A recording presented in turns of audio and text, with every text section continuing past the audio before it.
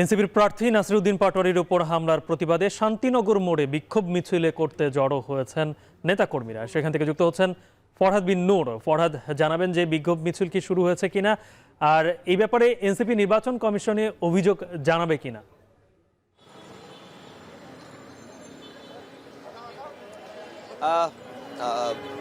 গালিব, আমরা যেখানে ঠিক ঘটনাটি ঘটেছিল, হামলার ঘটনাটি এই হাবিবুল্লাহ বাহার ইউনিভার্সিটি কলেজে, সেখানে আমরা এই মুহূর্তে রয়েছে। এখান থেকেই এনসিপির যে মিছিল সেটি আমরা দেখছি যে নেতাকর্মীরা এক পা রাস্তার অন্য পাশে আছে, তারা এদিকে আসছে মিছিল নিয়ে, এই পাশে দিয়ে তারা শুরু করবে। এবং নাসিরউদ্দিন পাটোয়ারির উপরে যে অতর্কিত হামলা চালানো হয়, মূলত হাবিবুল্লাহ বাহার বিশ্ববিদ্যালয় কলেজে মূলত একটি প্রোগ্রাম ছিল, পিঠা উৎসব। সেই পিঠা উৎসবে মূলত তিনি আমন্ত্রিত ছিলেন। তিনি সেখানে এসে তিনি অতর্কিতভাবে হামলার শিকার হন।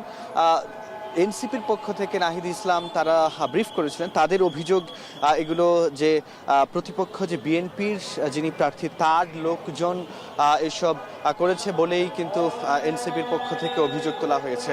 এবং আমরা দেখছি যে এই মুহূর্তে কিন্তু মিছিল যেহেতু শুরু হচ্ছে, সে কারণে কিন্তু আমরা এই মুহূর্তে দেখছি যে হাবিবুল্লাহ বাহার কলেজের সামনে কিন্তু এই মুহূর্তে পুলিশ মোতায়েন রয়েছে এবং তারা কিন্তু সেখানে নিরাপত্তা জোরদার করেছেন। এবং আমরা যদি একটু বলি যে এখানে কিন্তু নাসিরউদ্দিন পাটোয়ারি সহ এনসিপির যিনি আহ্বায়ক নাহিদ ইসলাম, তারা কিন্তু স্পষ্ট করে অভিযোগ করেছেন যে এখানে যারা প্রতিপক্ষ দল রয়েছে বিএনপির, অর্থাৎ মির্জা আব্বাসের লোকজনই এ ধরনের কাজ এখানে করেছে। এবং তারা বলেছেন যে তারা আনুষ্ঠানিকভাবেও তারা অভিযোগ জানাবেন নির্বাচন কমিশনকে।